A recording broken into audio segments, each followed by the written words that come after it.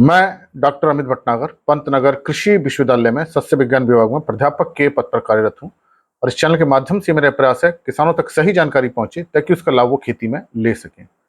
आज जो बात करना चाहता हूं यह है कि केमिकल फर्टिलाइजर्स जो आते हैं डीएपी, एसएसपी, एमओपी, यूरिया, इन पे होने वाले खर्चे को हम कैसे कम कर सकते हैं, क्योंकि बहुत बड़ा भाग केमिकल फर्टिलाइजर के ऊपर खर्च होता है जिससे हमारी खेती की लागत बढ़ती है। तो हमें ऐसे क्या प्रयास करने चाहिए ताकि फसल को पूरे पोषक तत्व मिले और हमारे खेती का खर्चा भी ना बढ़े। तो देखिए, अगर हम चाहते हैं कि हमारे खेत में केमिकल फर्टिलाइजर्स कम लगें और हमारी खेती भी अच्छी हो, तो इसके लिए आपको 2-3 प्रयास करने चाहिए। सबसे पहला प्रयास तो ये करना चाहिए कि आप अपने खेत में हरी खाद जरूर लें, ग्रीन मैन्योरिंग जरूर करें। बिना ग्रीन मैन्योरिंग किए हम अपने खेत को अच्छा नहीं कर पाएंगे।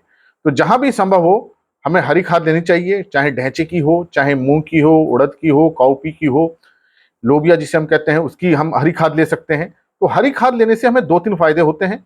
एक तो नाइट्रोजन बहुत ज्यादा हमारी मिट्टी में बढ़ता है, जैविक पदार्थ ऑर्गेनिक मैटर बहुत बढ़ता है, और खासतौर से जो ढैंचा होता है इसकी जड़ें गहराई तक जाती है, हमारी मिट्टी की संरचना में भी सुधार होता है। तो पोषक तत्व तो मिलते ही मिलते हैं, हमारी मिट्टी भी अच्छी होती है। तो जिन क्षेत्रों में संभव हो, जहां थोड़ा पानी उपलब्ध हो, वहां हमें हरी खाद जरूर लेनी चाहिए। हरी खाद से हम बहुत अच्छे अपने खेत को कर सकते हैं।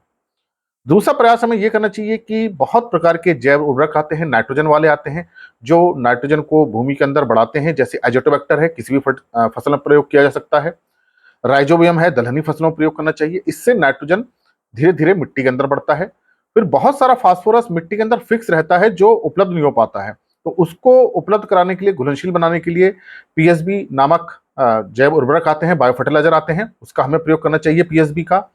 बहुत सारा पोटेशियम मिट्टी के अंदर फिक्स रहता है, ये उपलब्ध हो इसके लिए हमें केएमबी, पोटेशियम मोबिलाइजिंग बैक्टीरिया नामक बायो फर्टिलाइजर आते हैं, इसका प्रयोग करना चाहिए। तो हम नाइट्रोजन वाले, फास्फोरस वाले, पोटेशियम वाले जैव उर्वरकों का प्रयोग करें।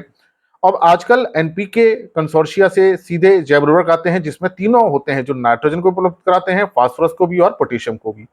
तो इसका प्रयोग आप जरूर करें। हरी खाद और जैव उर्वरक के प्रयोग से हम केमिकल फर्टिलाइजर की मात्रा को कम कर सकते हैं।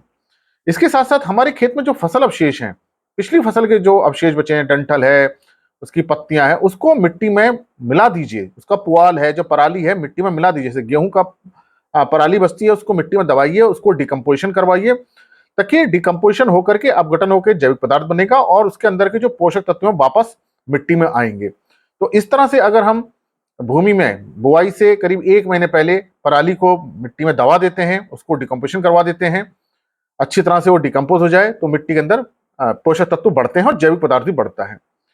अब जहां हमारे पास एफवाईएम उपलब्ध हो, एफवाईएम का प्रयोग करें। जहां कंपोस्ट हो, कंपोस्ट का प्रयोग करें। जहां वर्मी कंपोस्ट उपलब्ध हो रही हो, वर्मी कंपोस्ट का उपलब्ध करें।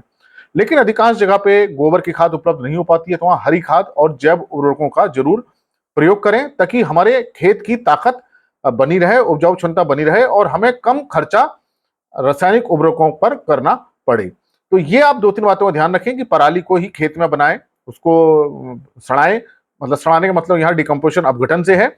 जितने ज्यादा हमारे फसल अवशेष खेत में रिसाइकिल होंगे, उतने ही पोषक तत्व हमारे खेत में बने रहेंगे। तो इन आप 2-3 बातों का ध्यान रखेंगे तो निश्चित रूप से पोषक तत्वों की मात्रा बढ़ेगी। इसके साथ साथ होता यह है कि जैविक पदार्थ इनसे मिलते हैं जिनसे भूमि बहुत अच्छी होती है, भूमि की संरचना बहुत अच्छी हो जाती है, उसमें जल निकास अच्छा होता है, वायु संचार अच्छा होता है, जड़ें अपना अच्छा काम करती हैं, सूक्ष्म जीव बहुत अच्छा अपना काम करते हैं।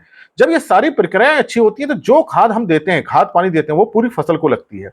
अगर मिट्टी की संरचना कम्पैक्ट है, ठोस है, तो खाद पानी का उस पर बहुत असर नहीं आ पाता। तो हम खाद पानी डालते हैं, खर्चा बढ़ता है, उसका असर नहीं होता।